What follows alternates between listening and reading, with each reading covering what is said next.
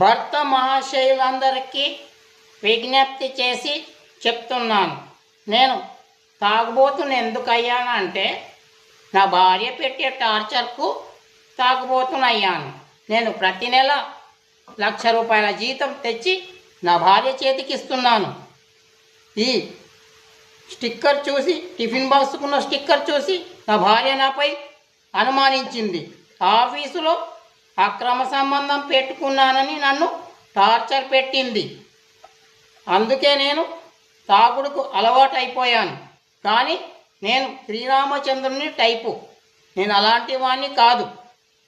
భర్త మహాశయులందరికీ విజ్ఞప్తి చేస్తున్నాను, మీకు కూడా నాలాంటి అనుమానపు పెళ్ళాముంటే ఇలా తాగి ఆరోగ్యాలు పాడు చేసుకోవద్దని విజ్ఞప్తి చేస్తున్నాను. తాగితే చచ్చిపోతారు. అర్థమైంది.